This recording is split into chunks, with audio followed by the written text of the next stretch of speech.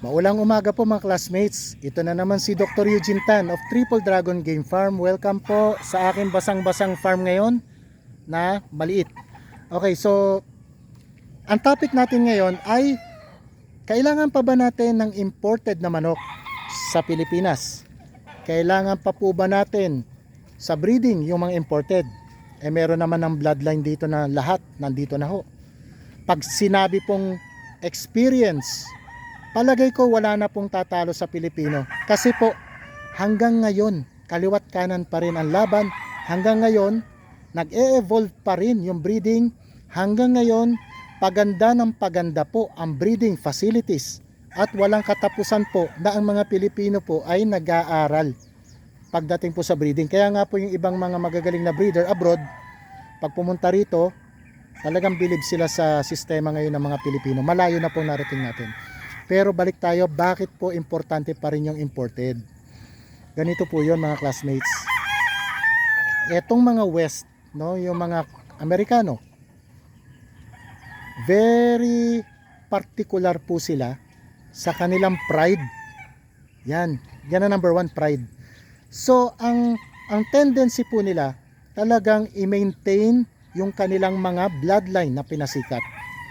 Yung pamilya na yon na nagpapanalo dito sa Pilipinas, kaya important, hindi sila naglalaban masyado mga classmates ha, or halos wala ng laban yan, lalo na yung mga second generation na breeder doon. So yung pride, number one.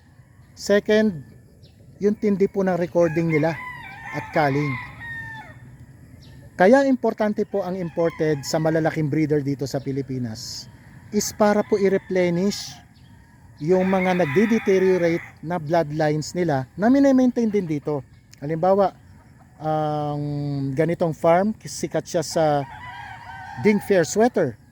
So para ma-replenish yung kanyang bloodline sa farm, mag-freshen up ulit yung lahi nung o yung pamilya ng particular na lahi ng manak na yun na Ding Fair Sweater, pupunta siya sa farm ng Ding Fair, which is sigurado siya na walang halo, maintain yung family na hinahanap niya, at authentic. Yan, authenticity po ang keyword kung bakit po importante pa rin ang imported galing Amerika. Sila po ay kapartner natin sa success po dito sa Pilipinas. Tayo naglalaban, we have the experience, the facilities, the favorable climate, pero authenticity ng breed to facilitate yung to freshen up our bloodlines, trabaho naman po nila yun. So yun mga classmates, I hope nalinawan po kayo ngayong araw na ito. At yun po ay aking opinion, yun po ay ang aking pananaw.